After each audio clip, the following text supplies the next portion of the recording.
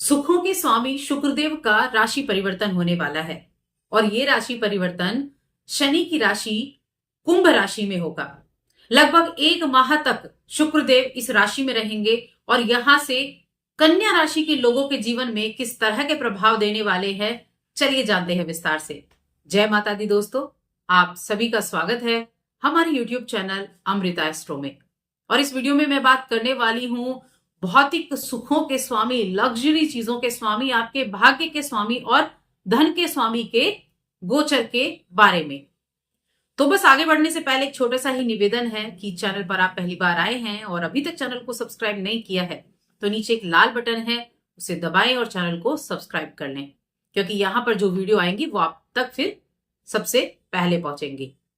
तो देखिए, शुक्रदेव की हम बात कर रहे हैं। शुक्रदेव क्या है? शुक्रदेव आपके जीवन में आकर्षक के कारक हैं, लग्जरी चीजों के कारक हैं, जो भौतिक सुख सुविधाएं होती हैं उन सभी के कारक शुक्रदेव होते हैं। प्रेम के कारक हैं, विवाह के कारक भी हैं, संतान के किस तरह से? वैसे तो संतान के कारक गुरु बृहस्पति होते हैं, लेकिन वीर्य के कारक शुक्रदेव माने जाते हैं। कोई भी रिलेशनशिप है उसके कारक शुक्रदेव हैं। मीडिया है, आर्ट है, डांस है, सिंगिंग है, इन सभी के कारक शुक्रदेव कहे जाते हैं। अब इनका जो गोचर है वो 28 दिसंबर को होने वाला है। इस वर्ष का अंतिम गोचर है और अंत में ही होने वाला है दिसंबर माह के, यानी 28 दिसंबर को शुक्रदेव कुंभ राशि में प्रवेश कर जाएंगे, जहां पहले से शनि भी बैठे हुए हैं। तो शनि के साथ शुक्र की युति होगी। दोनों ग्रहों में मित्रता है, मित्र की राशि में शुक्रदेव जा रहे हैं।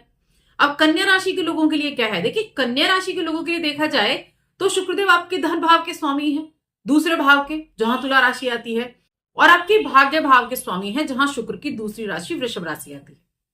लेकिन ये गोचर जो होगा ये होगा आपके छठे घर में। अब ये छठे घर में जो गोचर है, छठा घर कौन सा होता है? छठा घर होता है रोग, रिपु, ऋण, चाचा, कंपटीशन, इन सभी चीजों का जो छठा घर ये कहा जाता है। अब यहां शुक्रदेव का आना इन सभी चीजों को प्रभावित करेगा। धन का भाव है, भाग्य का भाव है, उनका स्वामी छठे घर में गया। कुंडली में हमारे जो 6, 8 और 12 घर होते हैं, यहां पर जो चीजें हैं बड़ी तरीके से काम करती हैं। इन भावों को अच्छा नहीं कहा गया 6, 8, 12 को, लेकिन ऐसा भी नहीं है कि इन भावों के द्वारा आपको रिजल्ट अच्छे नहीं मिलते, अच्छे भी मिलते हैं और बुरे भी मिलते हैं। लेकिन छठे भाव में शुक्र का जाना आपके लिए क्या करेगा? सबसे पहले तो कन्या राशि के जातकों के लिए एक चीज जरूर है कि आपका, देखिए, नवम भाव के स्वामी है, आपका जो भी मेंटर है, जिसको आप गुरु मानते हैं, उसका सम्मान आपको करना है। किसी भी तरह की बहस, किसी भी तरह की विवादित स्थिति, विवाद करना, इस तरह की चीजों से आपको बचना होगा। यह आपके लिए एक सावधानी है, क्योंकि ऐसे गुरु तुल्य व्यक्ति, मेंटर जिसको आप बोलते हैं, उससे किसी भी तरह के विवाद में आपको नहीं पड़ना है। इस चीज को आपको अवॉइड करना होगा, तब जाकर आपको चीजें जो है वो सही तरीके से काम करती हुई दिखाई देंगी। साथ ही आपको सेहत का भी ध्यान रखना है। सेहत भी प्रभावित हो सकती है, पिता की सेहत प्रभावित हो सकती है, परिवार के किसी सदस्य की सेहत प्रभावित हो सकती है, तो वहां थोड़ा सा ध्यान रखना है। बाकी ये समय ऐसा भी रहेगा कि आपके खर्चे बढ़े। और खर्चे क्यों बढ़ेंगे? इच्छाओं की प्राप्ति के लिए, क्योंकि इच्छा को पूरा करने वाला ग्रह शुक्रदेव है। लग्जरी आइटम्स हो गए, भौतिक सुख सुविधाएं होंगी, तो उन चीजों को खरीदारी करने के लिए आप खर्चा कर सकते हैं, व्यय बहुत अधिक कर सकते हैं। यहां से छठे घर में बैठकर शुक्रदेव सीधी दृष्टि उनकी कहां होगी? 12वें घर पर, जो कि व्यय का भाव है। तो अपनी इच्छाओं की पूर्ति के लिए चीजों की खरीदारी करना, कुछ ऐसी खरीदारी करना जो जरूरत नहीं है लेकिन आपने की, क्योंकि आपको अपना स्टैंडर्ड अपडेट करना है, तो थोड़ा सा सतर्क रहना है। बस इस तरह का स्टैंडर्ड अपडेट ना करें जिसमें आपकी जेब ढीली हो जाए और जिससे आपको मानसिक टेंशन हो जाए। बस ऐसी चीजों को आपको अवॉइड करना है। इसका सीधा असर वरना आपके बैंक बैलेंस पर पड़ना है, तो अपने बैंक बैलेंस को सबसे पहले ध्यान में रखना है। इसलिए मैंने टाइटल दिया, बैंक बैलेंस पर ध्यान दें। अपने बैंक बैलेंस को ध्यान में रखकर खर्चे आपको करने हैं, तब जाकर मैं कहूंगी शुक्र का गोचर आपको सुखी रखेगा। लेकिन अगर आपने बैंक बैलेंस पर ध्यान दिए बिना खर्चा किया और जीरो बैलेंस कर दिया, तब टेंशन आपको हो जाएगी। इस समय थोड़ा सा ध्यान अपने रिश्तों पर भी देना है। क्योंकि रिश्तों में एक्स्ट्रा मैरिटल अफेयर की वजह से कुछ प्रॉब्लम हो सकती है। ऐसा नहीं सबके लिए हो, लेकिन हाँ, संभावनाएं बढ़ जाती हैं, संभावनाएं बढ़ जाती हैं। तो थोड़ा सा तो यहां आपको ध्यान रखने की आवश्यकता जरूर होगी, क्योंकि 11वां और फिर 12वां घर आपके कहा सप्तम भाव का होता है। तो ये थोड़ा ध्यान रखें। और इन चीजों पर बाकी लाभ किन किन चीजों में होगा, तो देखिए जो पर्सनल आपकी लाइफ है, जो आपका वर्किंग रिलेशन है, उनको आप ठीक से कर पाएंगे। अपनी डाइट पर जितना अच्छे से ध्यान देंगे, हेल्थ रूटीन पर ध्यान देंगे, अपनी हेल्थ को अच्छा कर पाएंगे। खुद पर फोकस करेंगे, खुद पर भी फोकस करेंगे, आप खुद पर फोकस करेंगे, आकर्षक लगेंगे, लोगों के बीच में आपकी पहचान बन सकती है।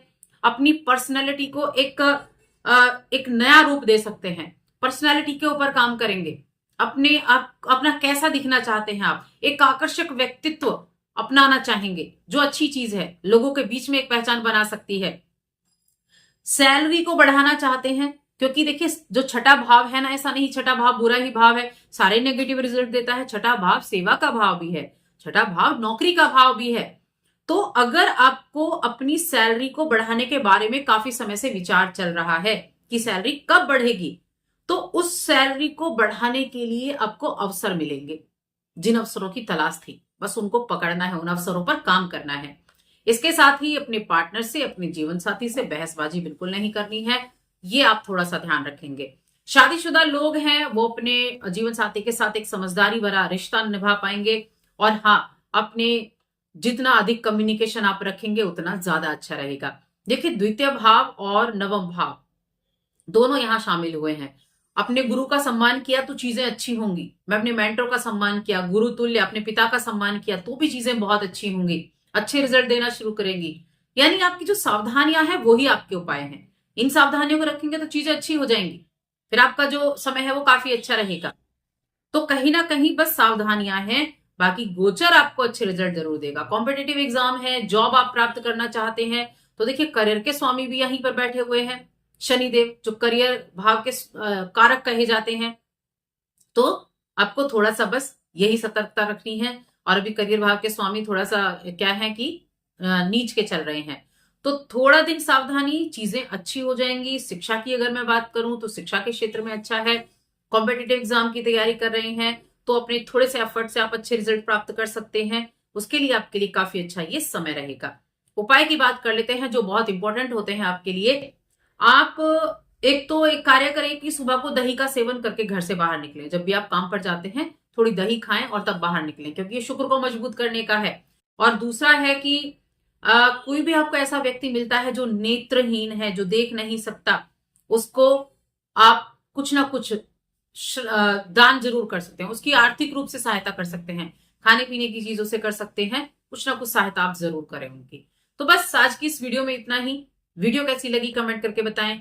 चैनल पर पहली बार आए हैं तो सब्सक्राइब करके जाएं। और अगर आपको अपनी कुंडली दिखानी है तो स्क्रीन पर आपको नंबर मिल जाएगा या वीडियो के नीचे डिस्क्रिप्शन में आपको नंबर मिल जाएगा। जय माता दी।